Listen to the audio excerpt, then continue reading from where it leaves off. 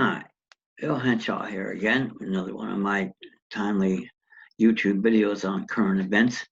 A lot of it's been directed at the COVID crap nonsense going on, but today we're going to talk about Sacra Tomato Kamala Harris and Chuck Schumer trying to push through Congress an anti-lynching bill, which they think is going to be a solution to the problem, but which only proves how ignorant they are of the real meaning of the Constitution and Republican form of government.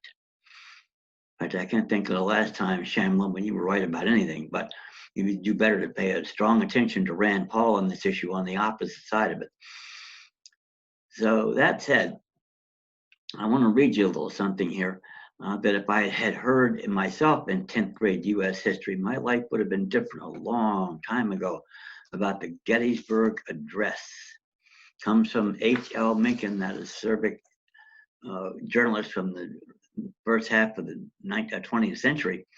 And he was dead on. He did, by the way, did this in 1915 within living memory of the event.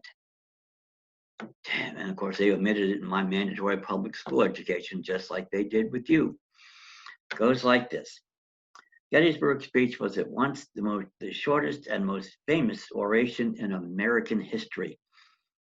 Let us not forget, however, that it is poetry, not logic, beauty, not sense. Think of the arguments in it, put into the cold words of every day. The doctrine is simply this.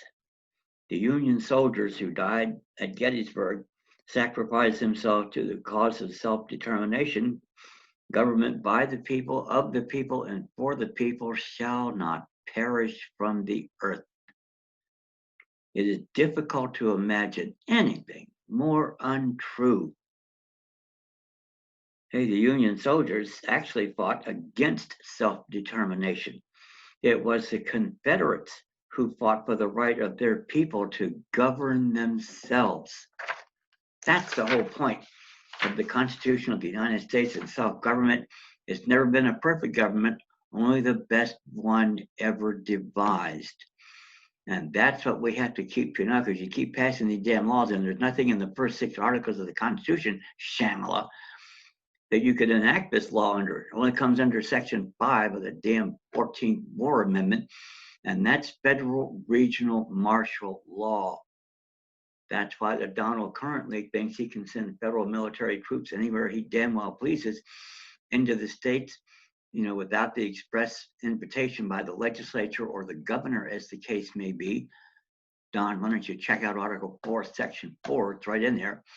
Maybe one of the reasons the Pentagon and a lot of the high brass are upset with you because you don't understand simple concepts like this. I don't know. But, that said, if we're in territories, and that's the crown jewel of the unopposed issues that I advocate. By the way, you can learn all about all of this and even more by sending me an email, youwinincourt@gmail.com, for information about my materials. And you can learn it in a hell of a lot less time than it took me to do it.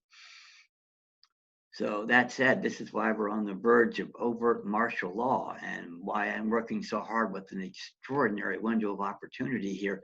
We can fight back. And if we have a constitution and the right to trial by jury, we can beat the bastards and get started on the way to the road back, which will benefit us in the short run, but your children, grandchildren, and posterity in the long run.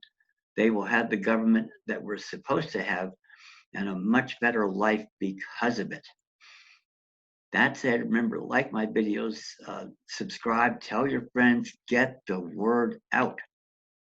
The more people we have doing this and the less Kamala Harris's, the quicker we're going to get fixed and do it right and not fuel the engine for even more federal regional martial law rule.